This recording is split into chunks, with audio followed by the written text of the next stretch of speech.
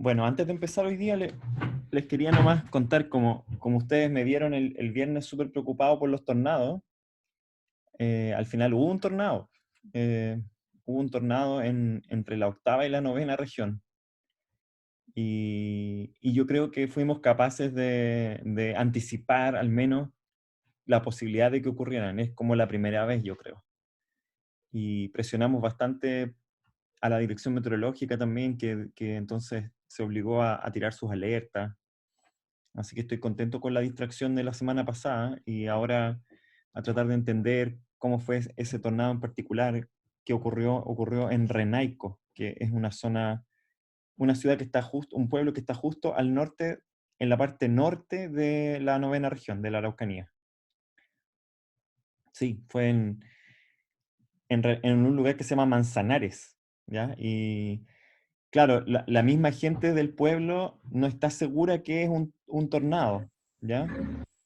Pero cuando uno escucha los videos de la gente que relata lo que sintieron, es evidente que fue un tornado. Así que yo, al menos yo estoy convencido de que fue un tornado el que pasó por Renaico.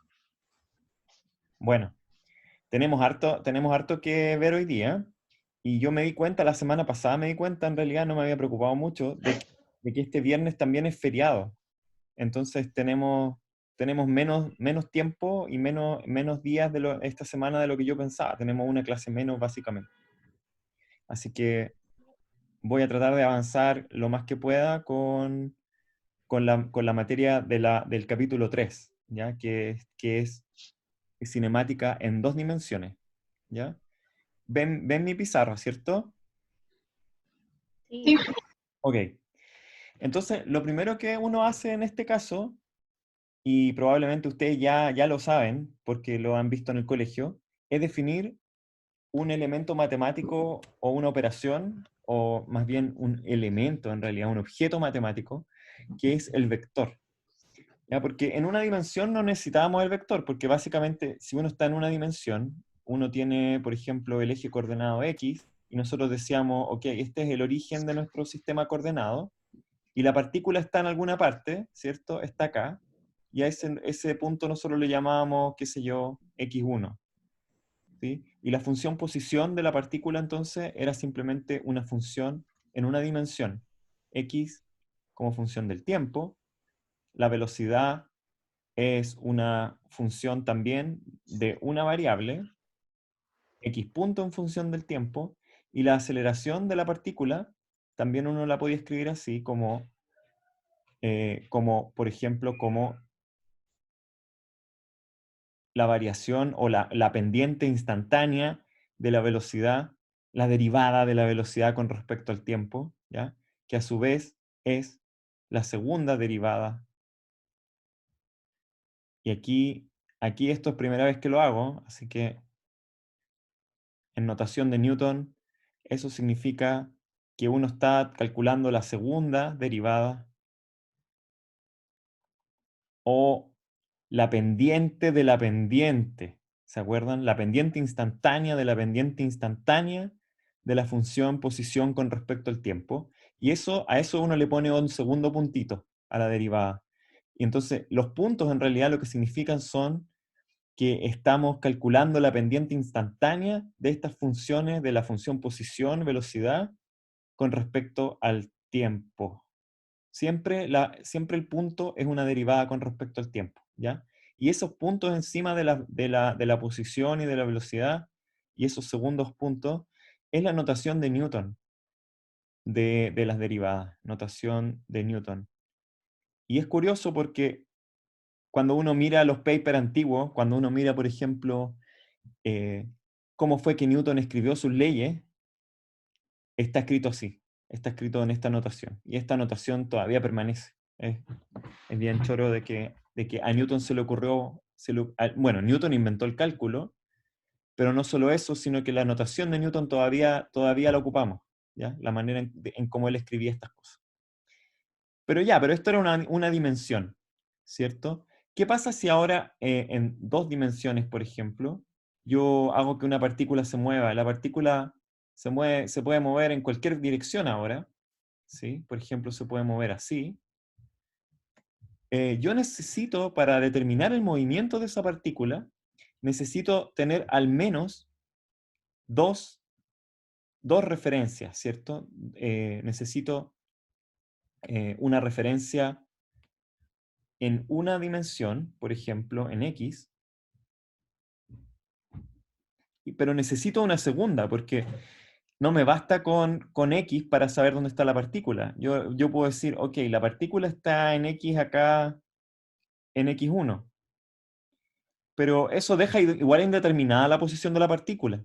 La partícula podría estar acá, podría estar acá, podría estar acá, podría estar acá. Entonces necesito una segunda, al menos una segunda manera de saber dónde está la partícula. Entonces, lo usual es tener dos ejes coordenados perpendiculares que comparten obviamente su origen, ¿cierto? El origen del sistema coordenado está ahí, y tengo un segundo eje que se llama el eje Y, y básicamente la posición de la partícula está dada por estas dos componentes, por ejemplo, x1 e y1, ¿sí? Entonces, la partícula queda determinada por su posición en x1 e y1. Entonces, ¿cómo escribimos eso? Y esto se puede escribir de muchas maneras, pero la manera en cómo la gente en física lo hace es que básicamente definimos un objeto matemático que se llama vector. Y la posición de la partícula va a quedar determinada por el vector posición de la partícula, que es de nuevo, es un elemento matemático, un objeto matemático que tiene su base ubicada en el origen y su extremo está ubicado en la posición de la partícula, ¿ya? Y uno dibuja una flecha así. Esto debería dibujarlo con otro color porque es suficientemente importante.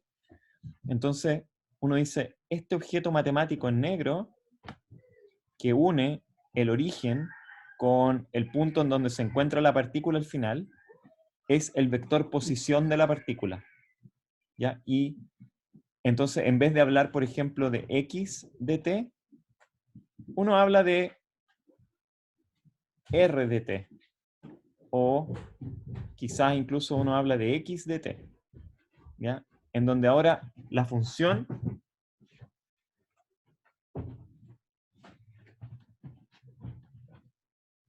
entró uno de mis hijos a la pieza, y por supuesto que entró así como de puntilla, como que lo peor que les puede pasar es que aparezcan en una clase. Yo no sé por qué tanta vergüenza. El vector posición entonces se denota con una flecha arriba de la x, ¿ya?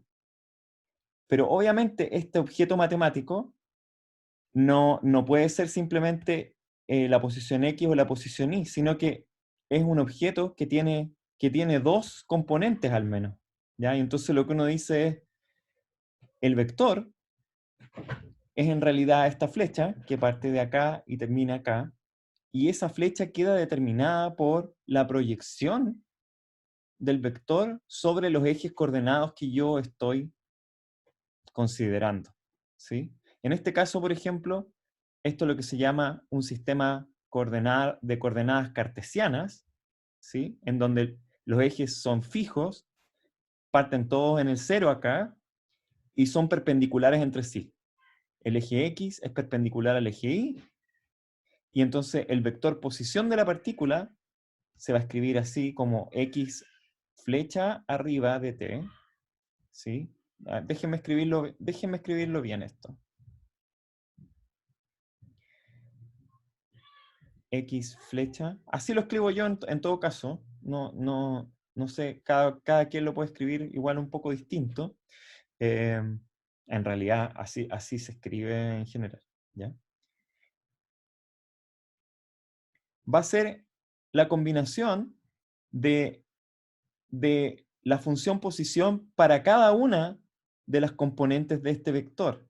¿Cuáles son las componentes de este vector? En dos dimensiones al menos, las componentes de este vector son x de t, es decir, para todo tiempo, cuánto vale esta posición x1, cómo se va moviendo la partícula en el eje x, y uno además escribe acá lo que se llama un vector unitario, ¿ya?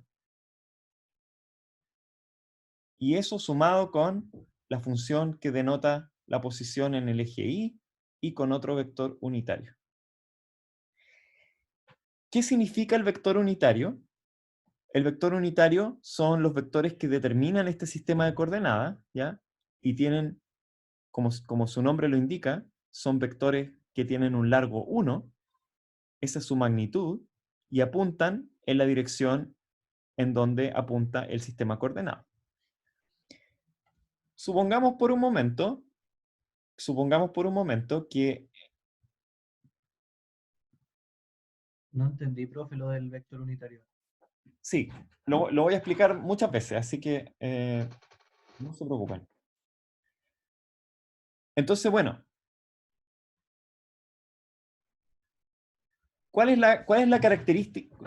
Antes de ahondar en esto del vector unitario, primero, digamos que el vector en dos dimensiones tiene dos características principales. Una es su dirección y la otra es su magnitud. Entonces, la magnitud del vector, en este caso, supongamos que este punto se llama P, ¿ya? Y este vector le vamos a llamar OP vector. La magnitud del vector es el tamaño del trazo que une el origen con la partícula. Esa es la magnitud del vector. ¿Sí? Y la dirección del vector es obviamente la dirección en la que apunta la flecha hacia la partícula. Entonces, si uno tuviera que determinar la dirección del vector, sería una flecha así. Uno podría, por ejemplo, la dirección escribirla como un ángulo, ¿cierto? Y la magnitud escribirla como lo que se llama un escalar. Una magnitud escalar, a diferencia de una magnitud vectorial, es una magnitud que no tiene dirección, que es solo dirección. Así que la magnitud de un vector es una cantidad escalar y la dirección del vector podría ser un ángulo, ¿ya? Podría uno definirlo como este ángulo de acá, por ejemplo. ¿Sí? Entonces, por ejemplo, en este ejemplo que nosotros estamos dando, ¿cuál sería la magnitud del vector OP?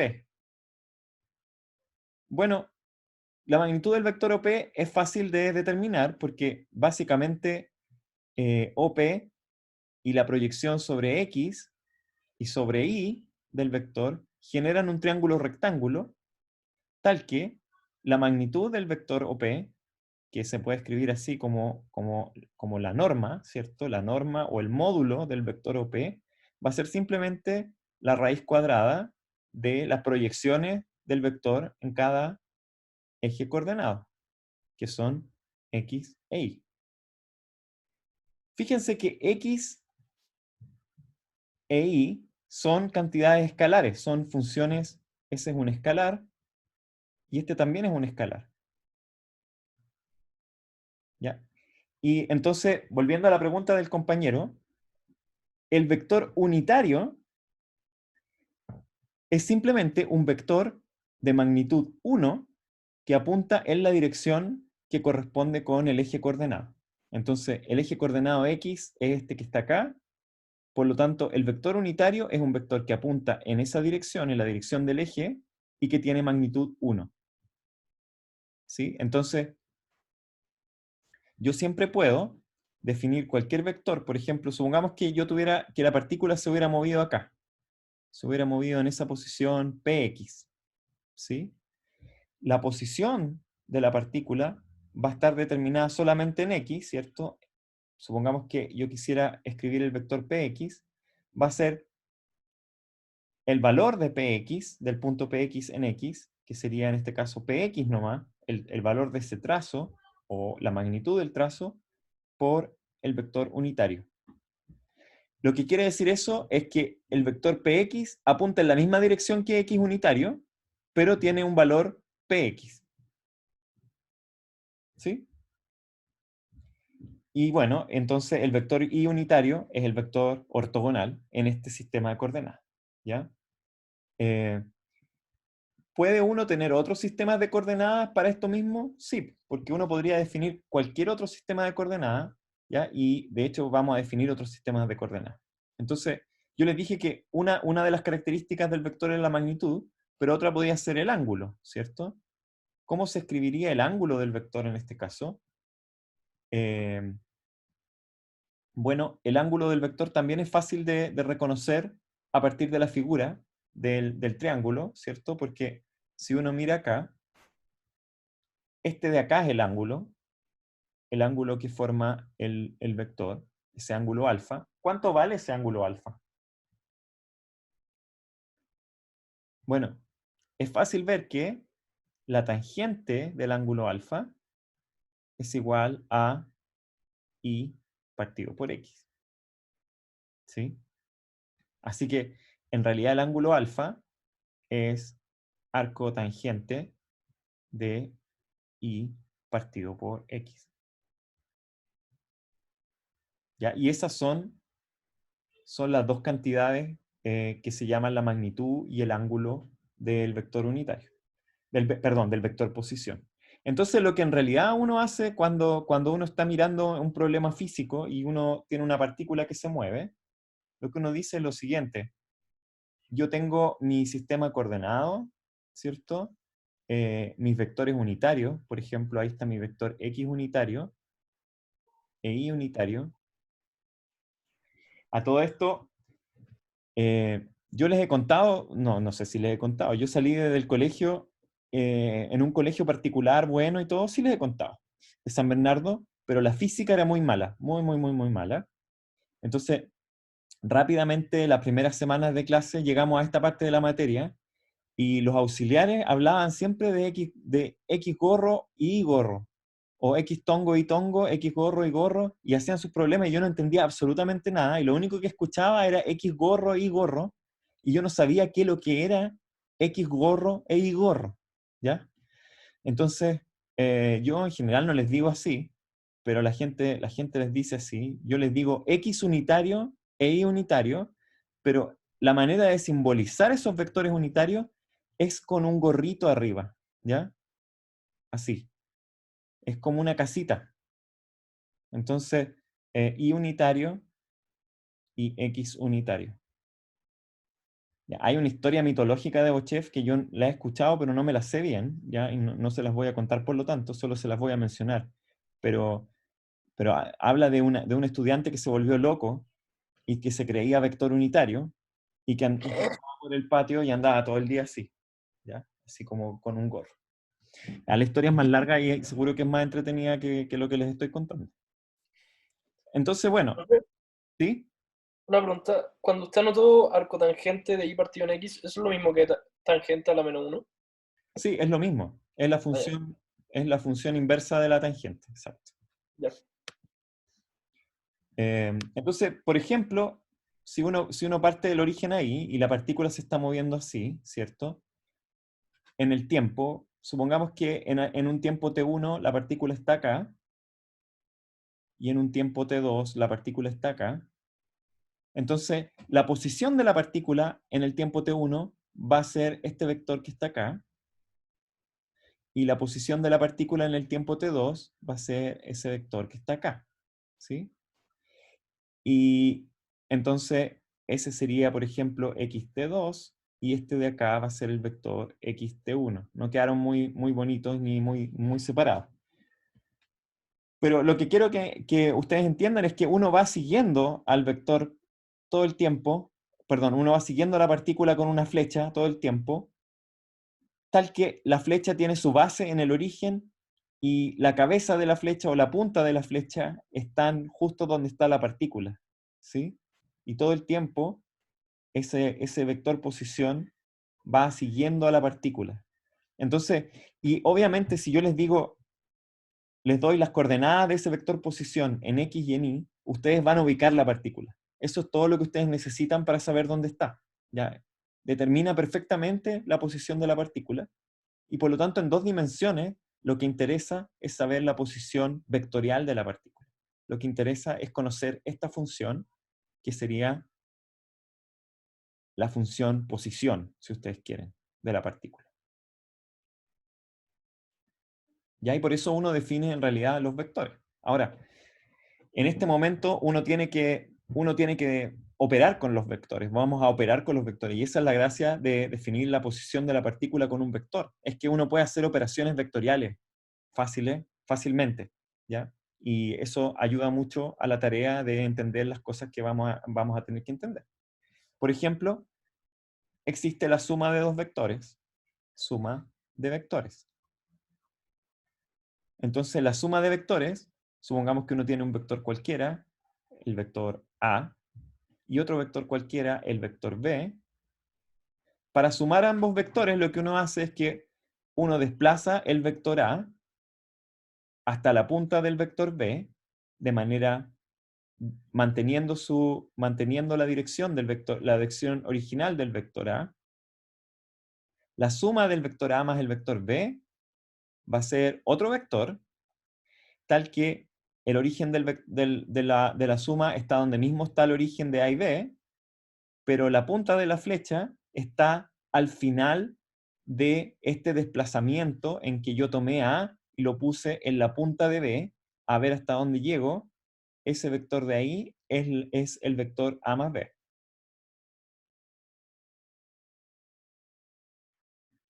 Todos estos son con una flecha en su cabecita, ¿sí? Entonces, lo que estamos diciendo es que yo construyo un paralelogramo, pongo los dos vectores en el mismo origen, ¿cierto? Pongo A y B en el mismo origen, construyo un paralelogramo, y la diagonal del paralelogramo es el vector suma de estos dos vectores, ¿ya? Esa sería la primera propiedad. Ahora, puedo definir la suma de otra manera. La suma también la puedo definir así. Si yo tengo el vector A, tal que A es igual a A sub X según X tongo, más A sub I según Y tongo, o Y unitario, o Y gorro, y el vector B es B sub X según X unitario, más B sub Y según Y unitario.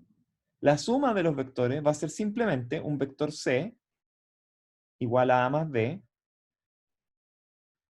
tal que la suma de los vectores es A sub X más B sub X según X, más A sub I más B sub I según Y.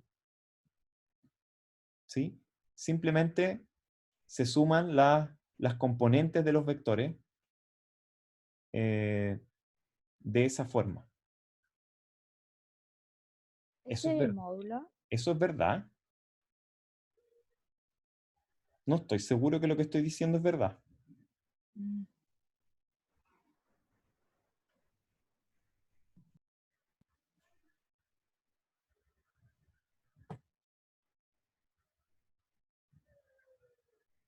Estoy casi seguro que sí. Es que a mí la regla del paralelogramo no me convence demasiado. Tratemos de demostrar si esto es verdad o no. Y si no es verdad, nos vamos a dar cuenta, ¿ya? Entonces,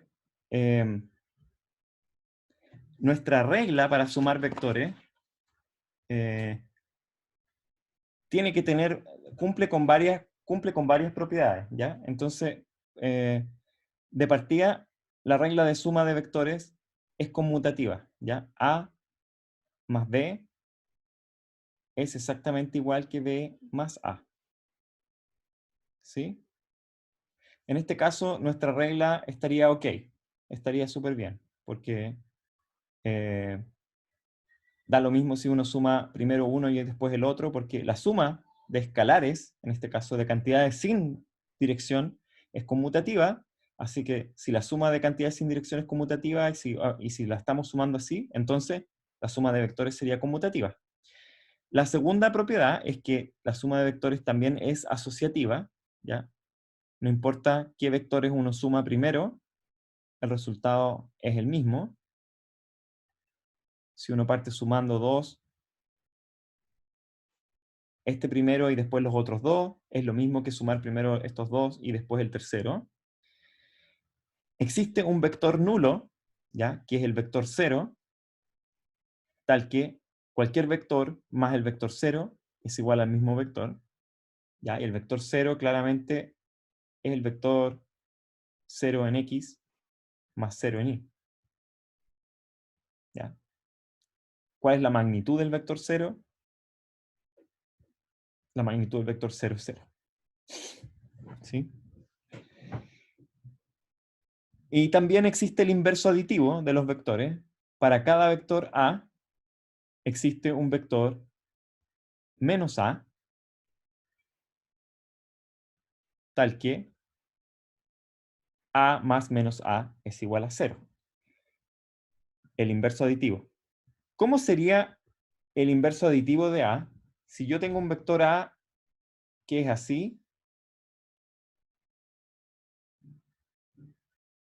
por ejemplo, ¿cómo sería el vector menos A?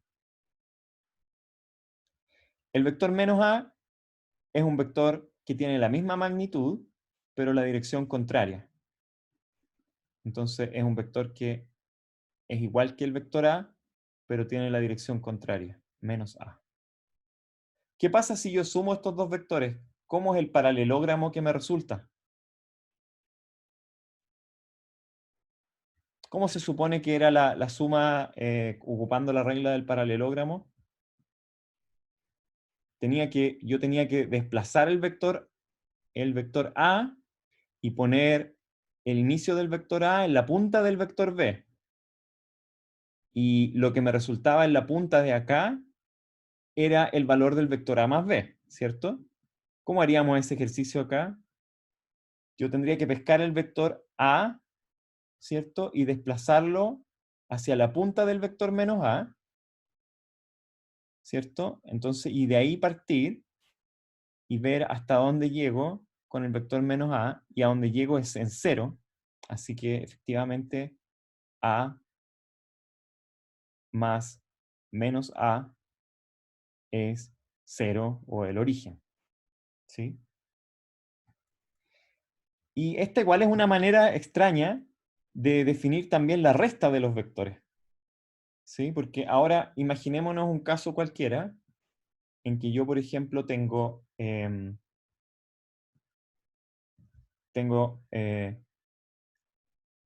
A más B, tal que, por ejemplo, perdón,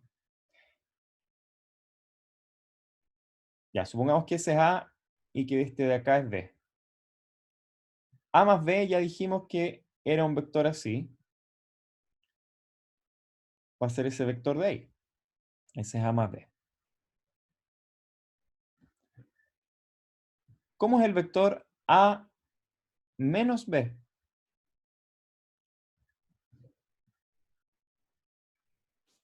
Bueno, de acuerdo a las propiedades que hemos definido acá, el vector A menos B es lo mismo que el vector A más menos B.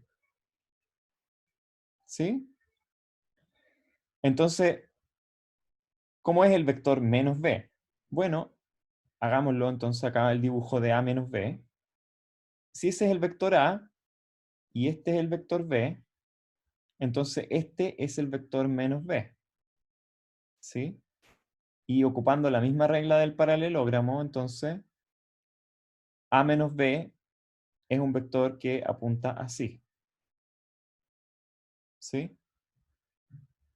O lo que es lo mismo, para encontrar A menos B, lo que hago es que dirijo un vector desde la punta de B hasta la punta de A.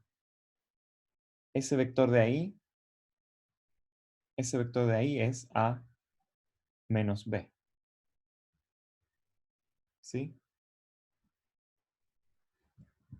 Todo esto todavía me imagino que los que nunca han visto vectores van a tener que entrenarlo un poco, ¿ya?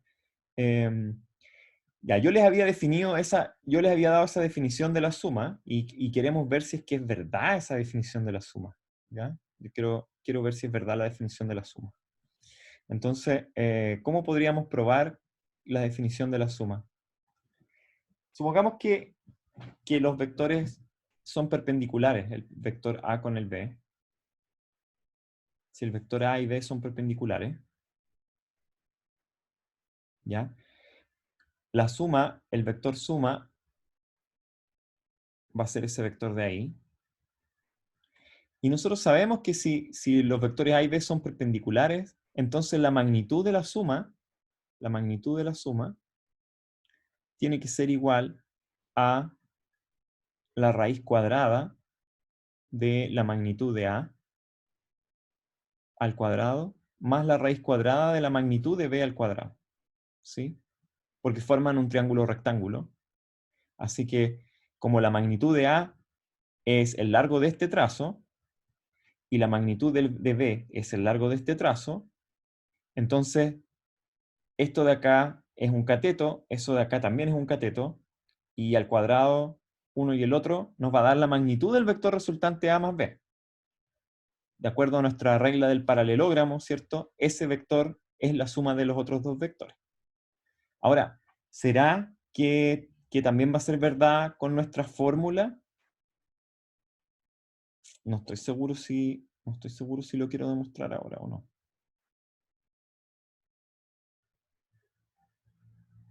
Quizás podemos tratar una demostración gráfica de esto. ¿Será? ¿Será posible? Intentémoslo. Entonces, ahí está mi eje coordenado y voy a dibujar los vectores con negro. Entonces, por ejemplo, tengo acá un vector A. Ese es mi vector A. Y obviamente esos de ahí son, este es A sub X, A sub X, y esto de ahí es A sub Y. ¿Sí? Y por otro lado tengo un vector B, que lo voy a dibujar así.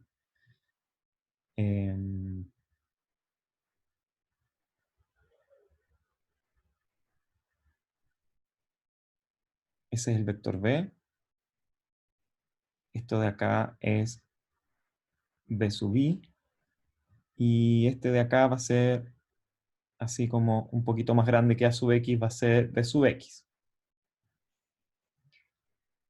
¿Cómo es la suma del vector A más el vector B? Bueno, la suma del vector A más el vector B es el resultante del paralelogramo, ¿cierto? Que sería tirar una línea paralela al vector A saliendo de B, tirar una línea paralela a B saliendo de A, y juntar esos dos en el medio. Ese de ahí es el vector A más B.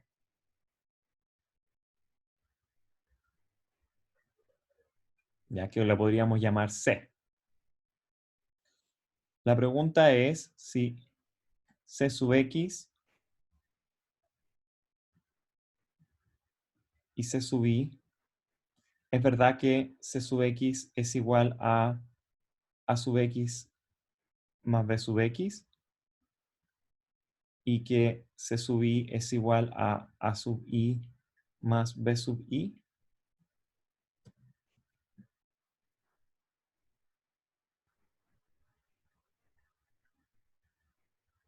¿Es posible probar eso, chicos?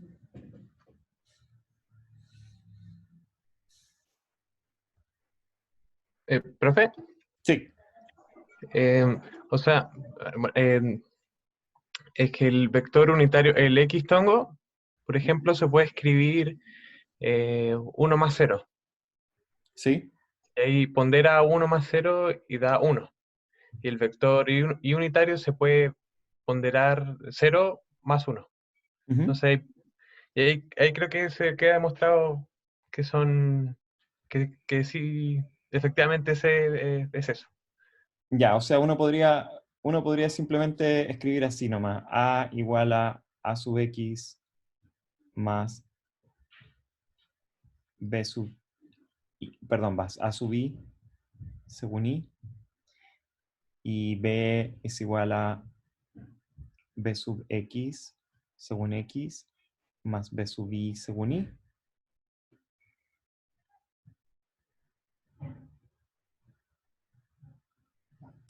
no sé cómo demostrarlo, no se me ocurre y no quiero perder mucho tiempo hoy día. Entiendo lo que me está diciendo el Matías, pero no logro ver bien la demostración. Pero es verdad, No sé, profe. ¿ya? Es verdad. Entonces, ya me convencí que esto es verdad. Así que lo podemos ocupar nomás, ¿ya? Ocupémoslo. Pero es verdad. La demostración yo creo que pasa probablemente por un poco de álgebra acá. Quizás es súper fácil en realidad y no la estoy viendo, ¿no? ¿Ya? Eh, antes Hola, de que... Sí. ¿puedo hacer Eduardo. una pregunta? Sí. Sí. ¿Los vectores unitarios siempre van a pertenecer a los ejes coordenados o puede ser que no? Podrían no pertenecer a los ejes coordenados, porque en realidad un vector unitario igual es una definición nomás. Por ejemplo, podría haber un vector unitario que apunte así, ¿ya? O acá. Todo eso son vectores unitarios. Solo que el vector unitario X y el vector unitario Y, en el caso de un sistema cartesiano en 2 dimensiones, son los vectores más importantes de los unitarios. ¿Ya? Ojalá tengamos tiempo para que alcancemos a ver otros sistemas coordenados, ¿ya? En donde no necesariamente X e Y son los vectores unitarios. Así que déjenme explicar las últimas propiedades de los vectores antes de hacer un descanso de 5 minutos, ¿ya? Y ahí voy a tomar preguntas de ustedes. Bueno, entonces, las otras cosas que uno puede hacer con los vectores es multiplicarlos por un escalar, ¿ya? Entonces, por ejemplo, supongamos que uno tiene un escalar cualquiera, alfa escalar, uno puede multiplicar un vector por alfa. Y básicamente lo que uno está haciendo es que uno está aumentando la magnitud de ese vector en una cantidad alfa. ¿Sí? Si yo tengo un vector A y lo multiplico por 2, significa que el vector resultante es un vector que tiene el doble de magnitud que el vector original A, pero que apunta en la misma dirección. Entonces, por ejemplo, si este es A, ese es el vector A, entonces el vector 2A es un vector en la misma dirección, pero con el doble de magnitud. ¿Sí? Y entonces, bueno, la propiedad de multiplicación de un vector por un escalar satisface también una serie de propiedades. Por ejemplo, esta me da la impresión de que esto es una distributividad, ¿cierto? Alfa por A más B, vector, es simplemente alfa por A más alfa por B. ¿Sí? Si yo multiplico dos escalares alfa y beta por A, también puedo aplicar distributividad de los escalares. Eso es simplemente alfa por A más beta por A. Y también puedo multiplicar los escalares entre sí, ¿ya? Y eso también es verdad, también es igual a simplemente premultiplicar por alfa el resultado de la multiplicación entre beta y el vector A. Eso también es verdad, ¿ya? Y también es verdad que, bueno, esto es medio obvio, 1 por A es A, ¿ya? Y también 0 por A es 0, 0 vector. ¿Sí? Por ahora, hemos estado definiendo los vectores en 2 dimensiones, pero no hay nada que evite que yo pueda definirlo en 3 dimensiones en realidad, que es la manera más general de hacerlo, ¿ya? Y ahí lo que uno tiene es un sistema coordenado en 3 dimensiones, ¿ya? En que uno en general elige, por ejemplo, X unitario así, Y unitario así, y Z unitario así. Y los 3 vectores unitarios son mutuamente perpendiculares, así que cualquier movimiento ahora en el espacio queda determinado por la proyección de la posición de esa partícula sobre los ejes coordenados X, Y Z. ¿Ya? Entonces, la manera general de escribir un vector por ahora estamos en 2 dimensiones nomás, pero la manera general de escribir un vector es así. Es x según x tongo, más x de t, ¿cierto? Siempre pensando en que estamos siguiendo la trayectoria de una partícula en función del tiempo, más z de t según z tongo. ¿Preguntas hasta este momento de vectores? ¿Y ahí cómo sería la trigonometría si X es coseno y seno? ¿O trabajamos en dos dimensiones? No, no entiendo. Tú dices, Carla, ¿dónde entra la trigonometría acá? Sí, ¿cómo serían tres dimensiones si en dos dimensiones coseno X y seno Y?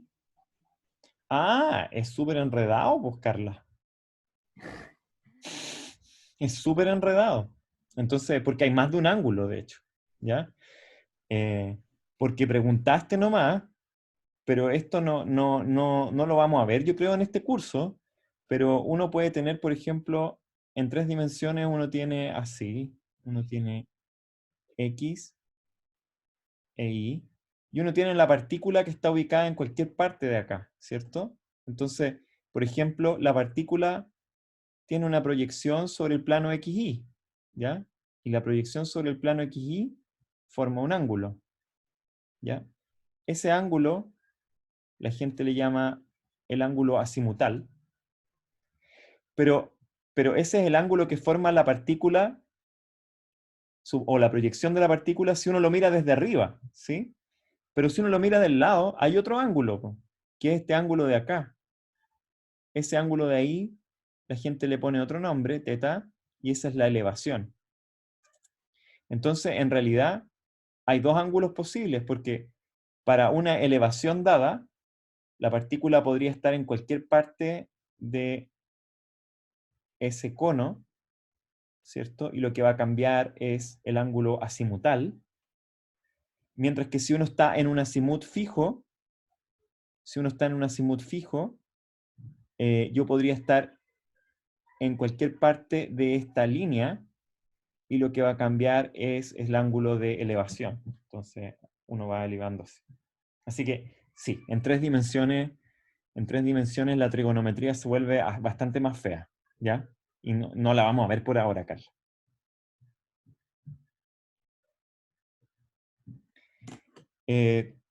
Ok. Tomémonos 5 minutos de descanso, ya volvemos a las 3:20, ¿ok? ¿Podría subir un poquito más la página, por favor? Les dejo puesta la pizarra y la subo un poco. ¿Ahí? Sí, perfecto. Gracias. Ya.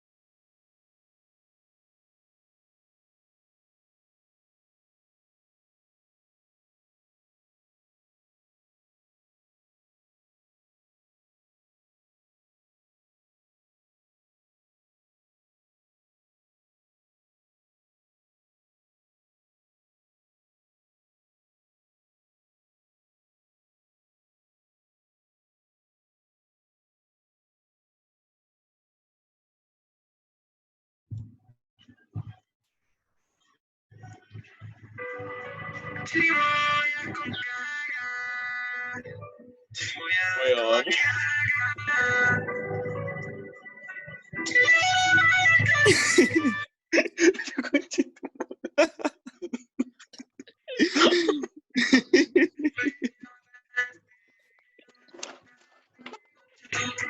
Hermano, están grabando, weón.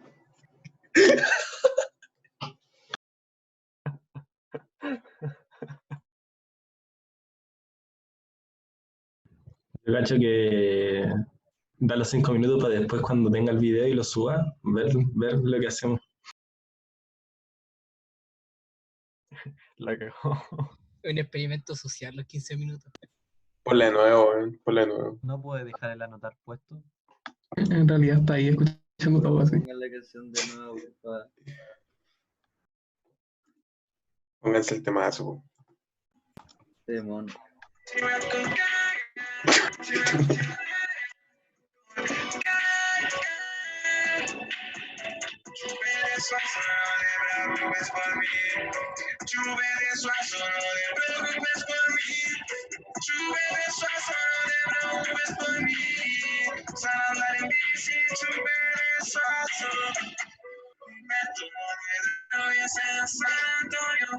Chiste, weón.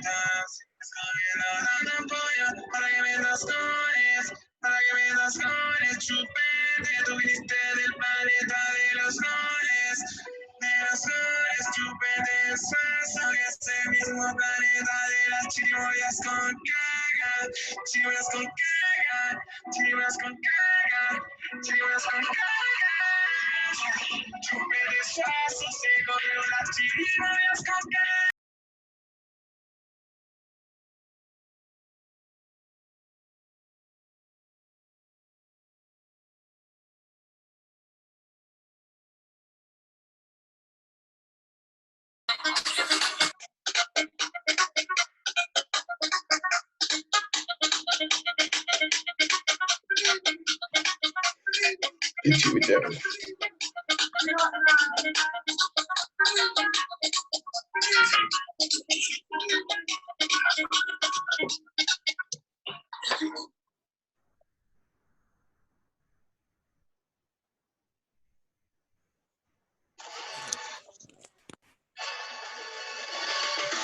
Conchito.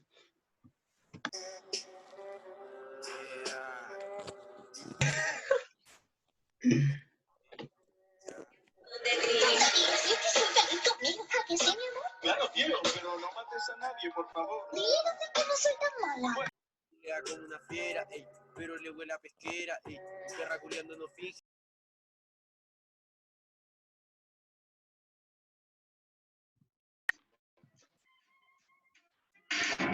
Shisha con harina, como estoy al 100. Sin shisha yo no vivo, eres mi la. Sáquele primero, mi guachana cuenta con.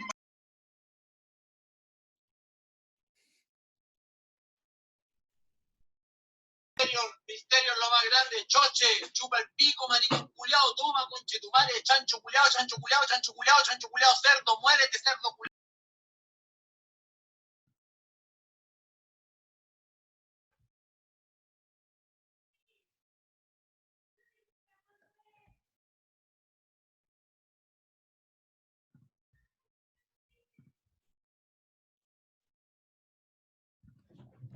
Ok, chicos, ¿me escuchan? Bueno. Ya. Estoy de vuelta.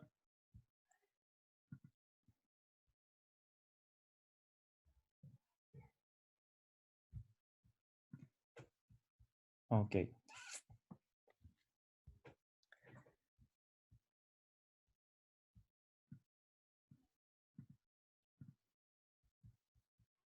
Ya, subí el volumen un rato. En general, cuando pongo cuando doy los 5 minutos, no estoy escuchando lo que están haciendo, porque apago mi micrófono, la cámara y también silencio el computador, así que es como que me desconecto de ustedes. Pero justo escuché que suponían que yo los estaba escuchando. En realidad no los escucho. No, tengo miles de otras cosas en estos momentos. Estoy con 5 niños en la casa ahora, en este rato. Así que se pueden imaginar. O, no, o a lo mejor no se pueden imaginar. Yo creo que no se pueden imaginar. Bueno.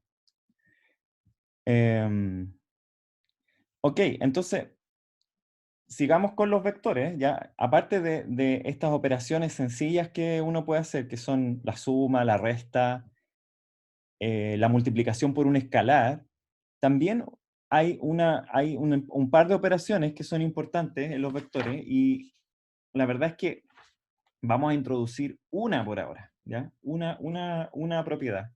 Antes de eso, solo para completar nomás esto, cuando uno tiene un vector cualquiera, ¿cierto? Y supongamos que ese es nuestro vector A, uno define el módulo de A, que es la magnitud del vector, ¿cierto? Y básicamente si este es el ángulo phi, que el vector hace, por ejemplo, con el eje X, con el sistema coordenado XY, donde esos son los vectores unitarios, o más bien, no sé, es más claro en realidad si uno pone X, Y, y que estos sean los vectores unitarios acá. Ahí hay un vector unitario X, y ahí hay un vector unitario Y.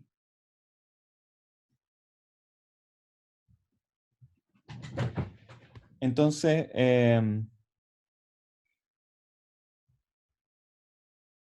básicamente la magnitud o el valor de A sub X, ¿cierto?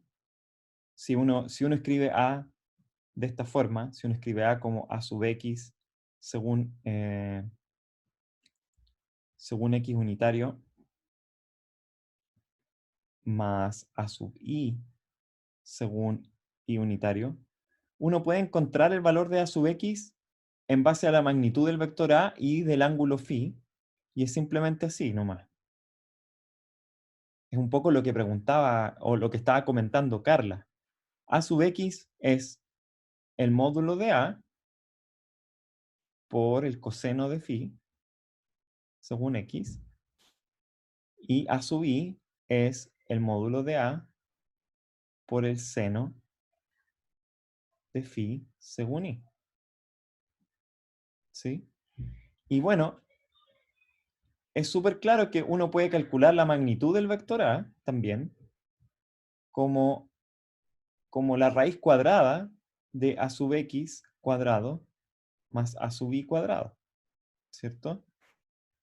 Porque forman este triángulo rectángulo. Entonces, ahí uno comprueba que también esta manera de escribirlo es consistente con eso, porque si uno calculara el módulo de A partir de esta fórmula de acá, de esa de acá, entonces el módulo de A sería simplemente módulo de A por coseno cuadrado de phi más módulo de A, siempre con una flechita, por el seno cuadrado de phi, y eso es módulo de A.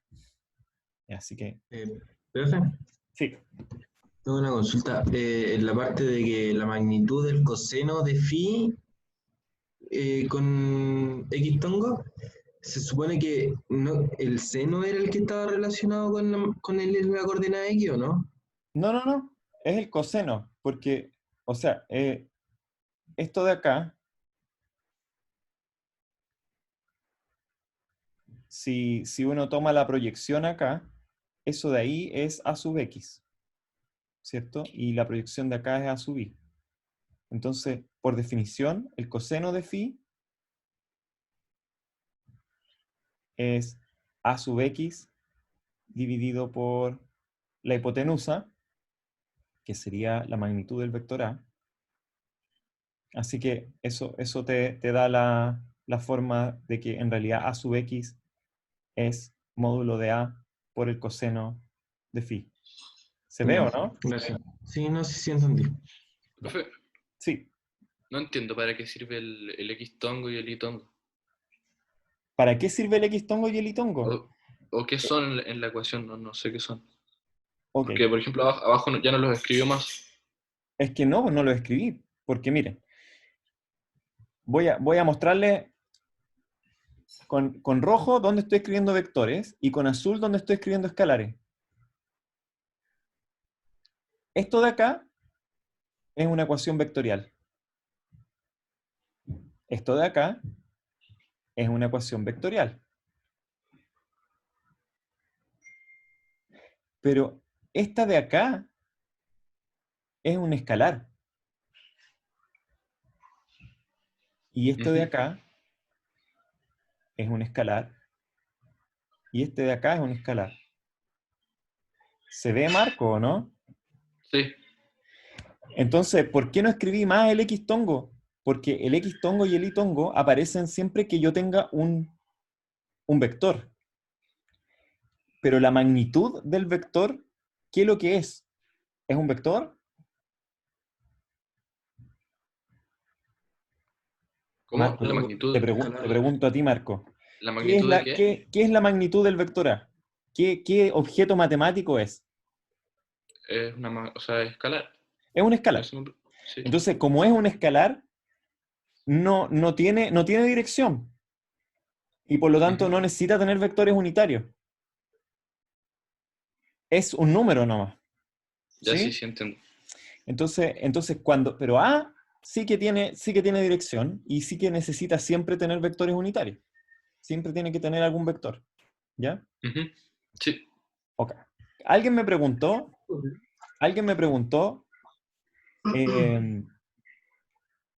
si X e Y tongo eran los únicos vectores unitarios. No, po. En particular, ¿quién me preguntó eso?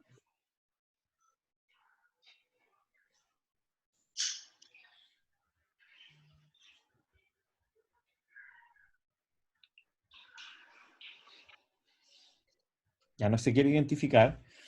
¿Profesor? Sí. Yo tengo una duda, ¿me puede explicar cómo pasó de a sub x al cuadrado más a sub y al cuadrado y luego medio a lo otro? ¿Cómo pasé de ahí a ahí? Ya, Sí. no, lo hice medio raro porque en realidad aquí me faltó esto. ¿Sí? Ah, y después te queda con raíz cuadrada. Eso. Ya. Sí. Sí, ahí faltaban cosas. Gracias. Ok, entonces, alguien me preguntó si uno podía tener otros vectores unitarios. Claro, uno puede tener, por ejemplo, el vector unitario A unitario. ¿Sí? Y entonces uno podría escribir A. A ver, supongamos que el vector A, originalmente yo lo escribo así, como A sub X, según X unitario, más A sub Y según Y unitario. Pero supongamos que yo tengo un vector unitario A tongo, chiquitita, que apunta en la misma dirección que A. Puedo escribir, ¿cómo escribo A vector en función de A unitario? ¿Cómo sería A vector en función del A unitario?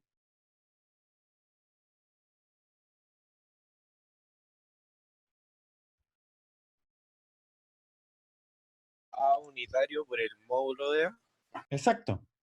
Sería el módulo de A por A unitario. Así podría escribir yo perfectamente mi vector A. Y sería completamente equivalente al de arriba.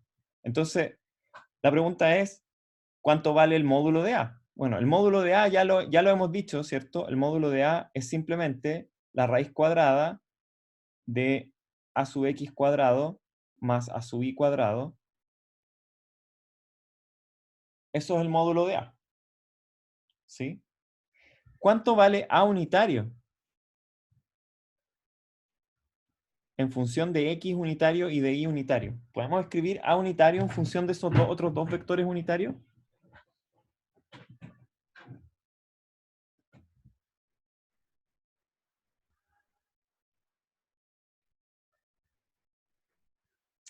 Bueno, sí, porque en realidad, fíjense que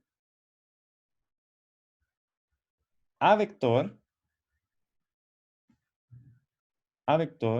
es igual a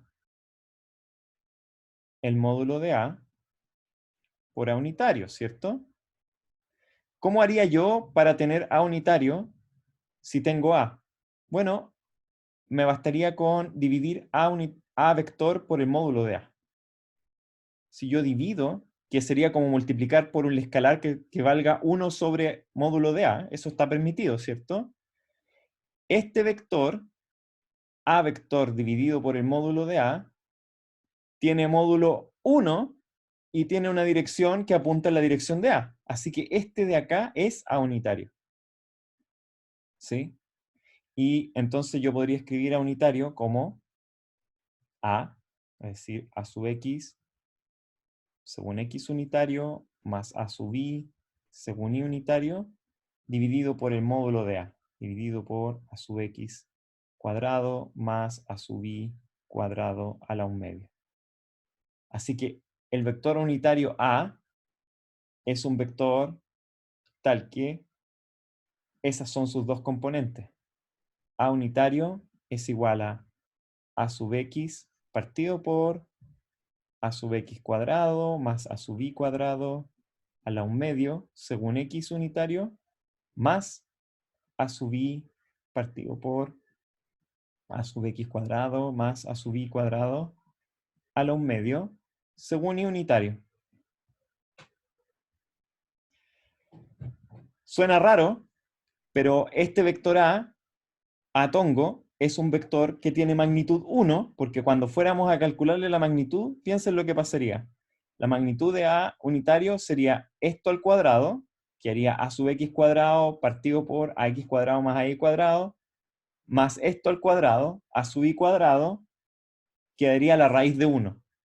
¿Sí? Y la dirección es la dirección de A, porque en realidad es el mismo vector A, pero dividido por una cantidad escalar.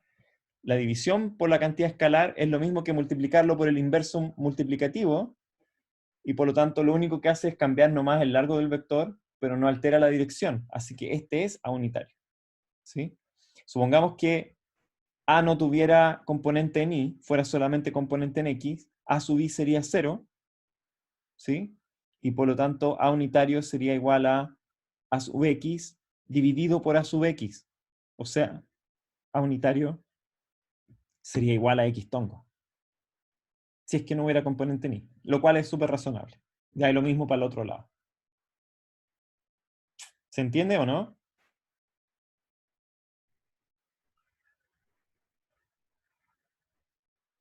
Ok.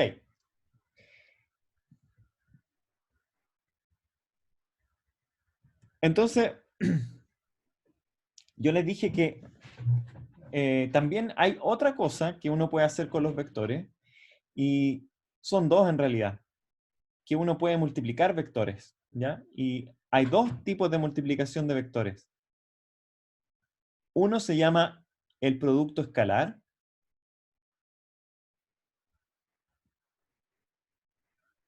o también llamado, y esta es la manera en realidad más común, es esta, el producto punto entre dos vectores.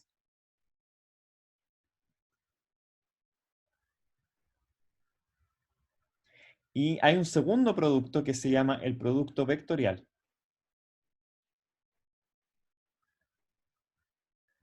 ¿Por qué se definen estas dos operaciones? Bueno, se definen nomás. Básicamente, el producto escalar es la multiplicación de dos vectores, pero el resultado de esa multiplicación no es un vector, es un escalar, ¿sí? Así que esa es una operación, tiene nombre en matemáticas, no me puedo acordar cómo se llama, pero es una operación en donde el resultado de la operación no pertenece al mismo conjunto de los elementos que uno está multiplicando.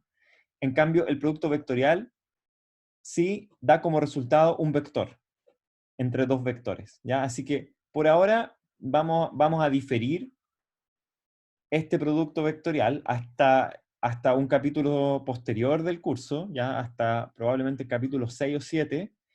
Por ahora vamos a trabajar con el producto escalar, ya el producto punto, y lo vamos a definir. Entonces, el producto escalar, la manera más simple de definirlo es que si uno tiene un vector A y un vector B,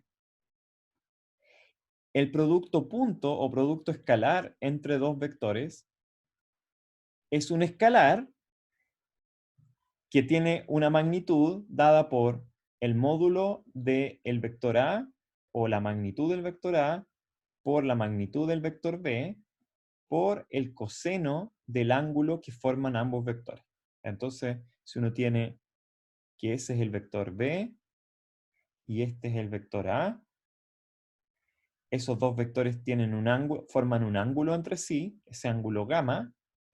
El resultado del producto punto es el módulo de A por el módulo de B por el coseno del ángulo que forman ambos vectores, ¿ya? Esa es la definición del producto punto o del producto escalar, ¿ya?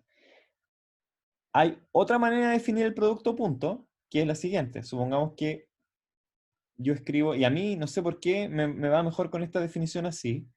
Si A es así, A sub X según X unitario, más A sub Y según Y unitario. Eso me quedó súper feo.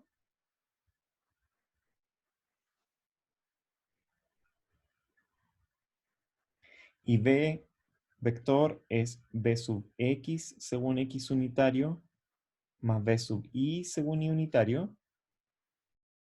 Entonces, A punto B es A sub X por Bx más A sub Y por Bi.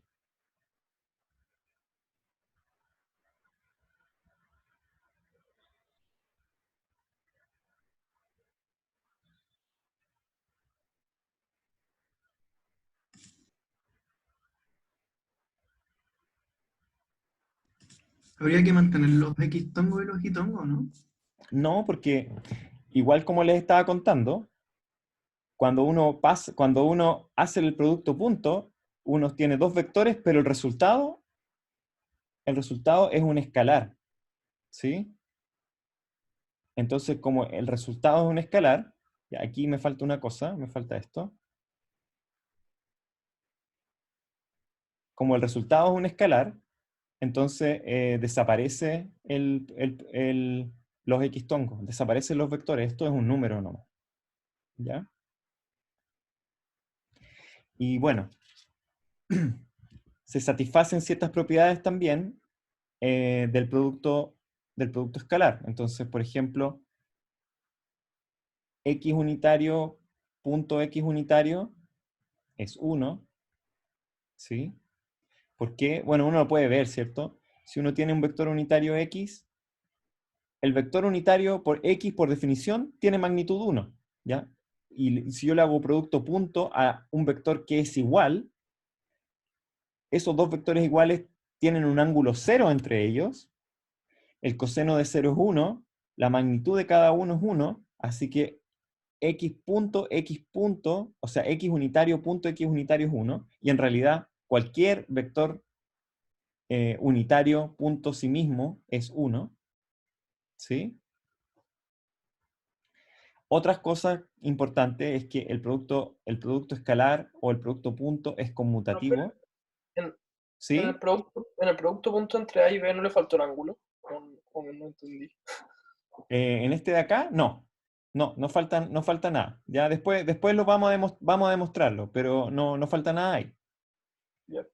A punto B, A vector punto B vector es lo mismo que B vector punto A vector. Ya es conmutativo. Es distributivo también. A punto B más C es lo mismo que, perdón, es igual que A punto B más A punto C.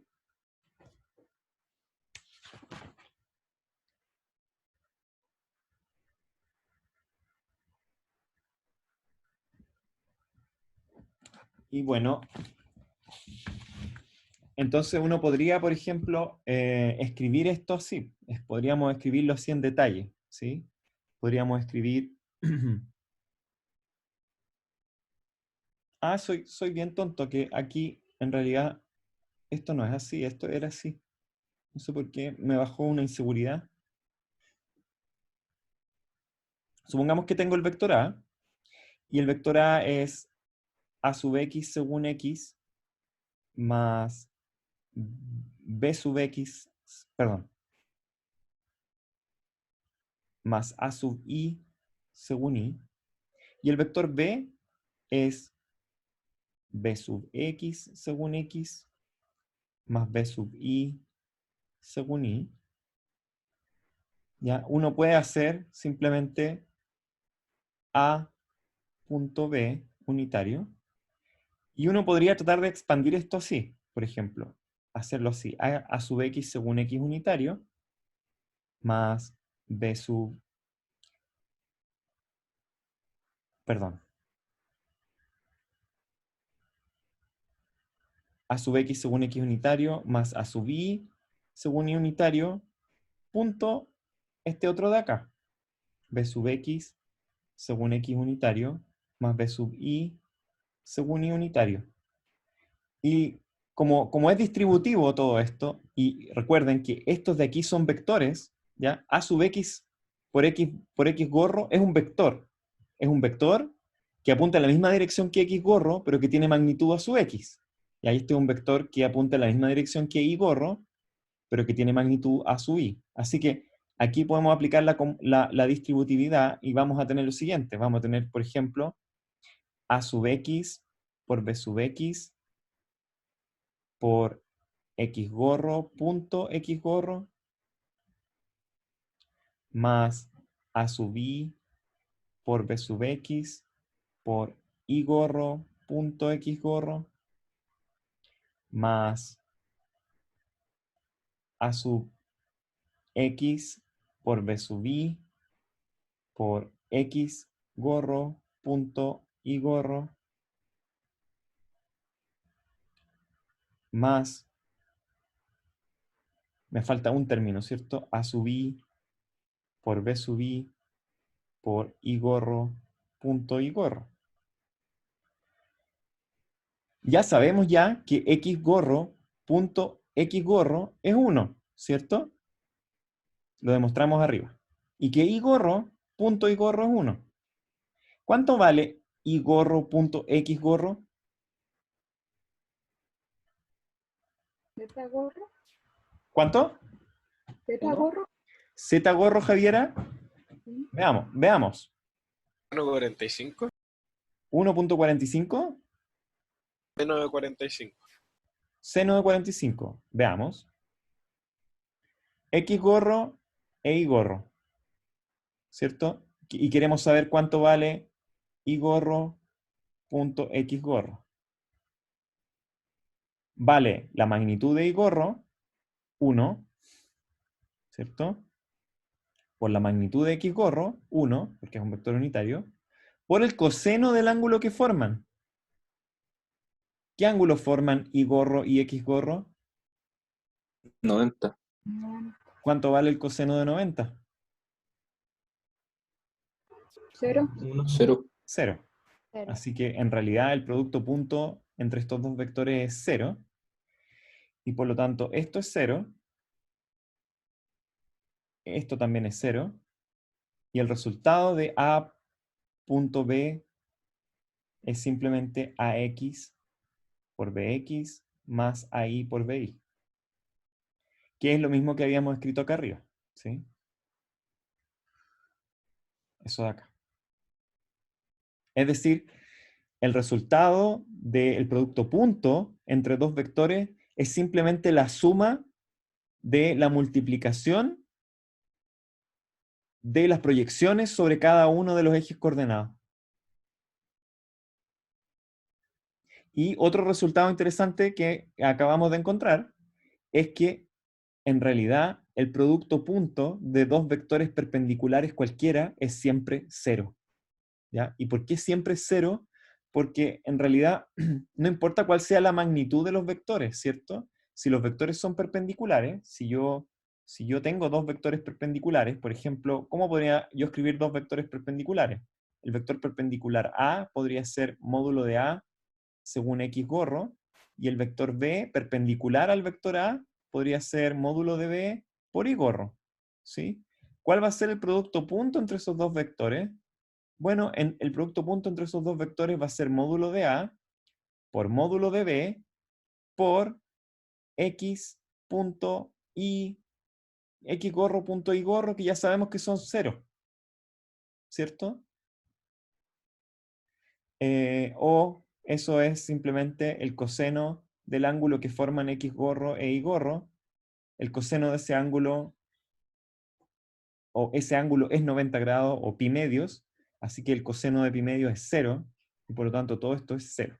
¿Ya? O sea, dos vectores perpendiculares, su producto punto es 0. Nos quedan unos pocos minutos todavía, quedan 14 minutos. Déjenme mostrarles que en realidad, si uno tiene el vector A y el vector B acá,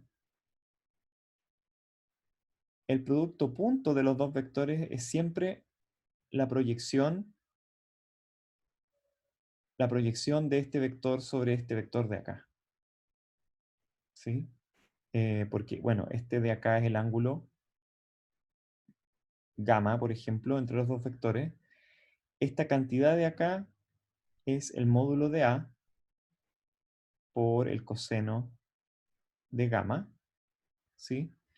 Y el producto punto va a ser la multiplicación por el módulo de B, ¿ya? Así que, de alguna forma, si la proyección del vector A sobre B es distinta de 0, entonces el producto punto va a tener un valor distinto de 0.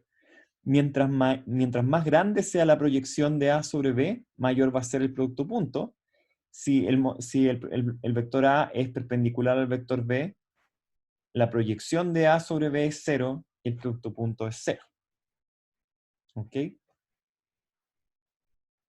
Bueno, O sea, el producto punto. esto da para mucho. Diego, ¿querías preguntar algo? Sí. Entonces el producto punto entre dos vectores, por ejemplo, de magnitud gigantes, si son perpendiculares, el producto es 0. Siempre va a ser 0, sí. Ya, Sí. eso, gracias.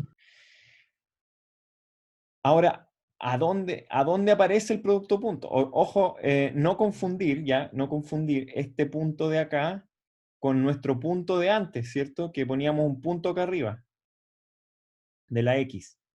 ¿Se acuerdan de eso?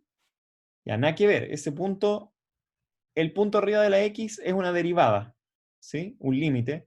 Este punto de acá es una operación, es una multiplicación. Ya, no están relacionados y lamentablemente se ocupa la notación así y no hay nada que hacer, ¿ya? Bueno, entonces, definamos, una vez que uno tiene ya una vez que uno ya domina toda esta maquinaria vectorial, ya podemos empezar a hacer definiciones y quizá conviene cambiar la pizarra ahora. Hacer definiciones. Entonces lo que uno dice es, bueno, si yo tengo la posición ahora, R de t, ¿cierto? Y mi posición va a ser un vector, una posición vectorial. Defino ahora también la velocidad, ¿ya? Y la velocidad ahora, la velocidad es también un vector, ¿ya? ¿Qué vector es?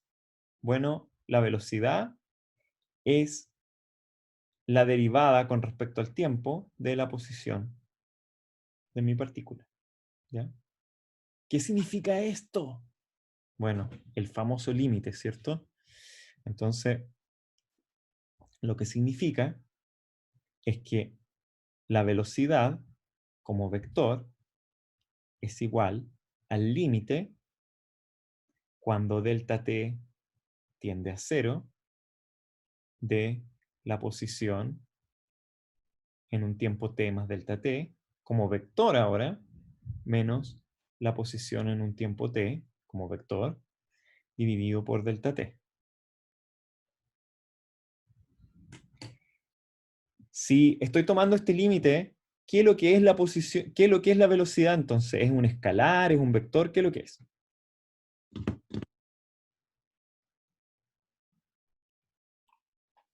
Vector, es un vector. Es un vector también, ¿cierto? Porque lo que estoy haciendo aquí es la resta entre dos vectores dividido por un escalar y estoy tomando el límite cuando delta t tiende a 0. Esto es un vector. Y este es el vector velocidad. Espérenme un poco.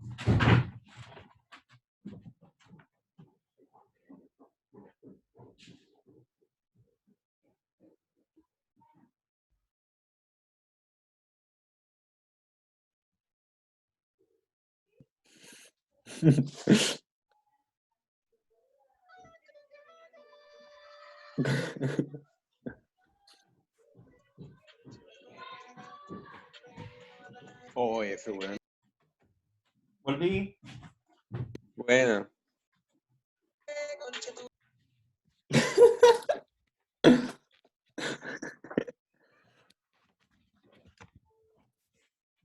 ¿Cuál es la idea de hablar tantas sandeces cuando me voy? Necesitan una liberación, un Zoom solo para conversar entre ustedes. Ok. Entonces, bueno, esa es la velocidad, ¿cierto? Y la velocidad es un límite y es un vector, ¿ya? La aceleración, ¿cómo creen ustedes que escribiríamos la aceleración? También es un vector, ¿ya? Y la aceleración, de la misma forma, va a ser el límite, cuando delta t tiende a 0, de la velocidad vectorial en un tiempo t más delta t, menos la velocidad en un tiempo t dividido por delta t. Ahora, es súper fácil también darse cuenta, o no tan fácil, pero si uno lo escribe de manera correcta, que si uno escribe v de t, vector, ese v de t tiene una componente v sub x de t, según x unitario, más v sub i de t, según y unitario, y cada una de estas componentes es la velocidad unidimensional en estas dos dimensiones que habíamos encontrado antes. Entonces, v sub x va a ser efectivamente x de t más delta t menos x de t dividido por delta t, y v sub i es i de t más delta t menos i de t partido por delta t. Y todo esto, el límite cuando delta t tiende a 0, el límite cuando delta t tiende a 0. Así que otra manera de escribir esto es decir simplemente que la velocidad en dos dimensiones en este caso es x punto de t según x unitario más y punto de t según y unitario. Y la aceleración. La aceleración la podemos escribir también igual, como x2 puntos de t según x unitario más y 2 puntos de t según y unitario. ¿Sí?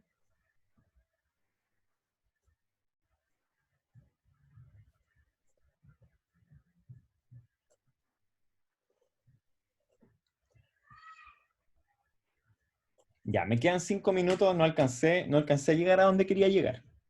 Pero creo que nos aceleramos un poquito, así que abro el piso para preguntas o cualquier cosa que quieran comentar sobre lo de hoy día o... Profe, Sí.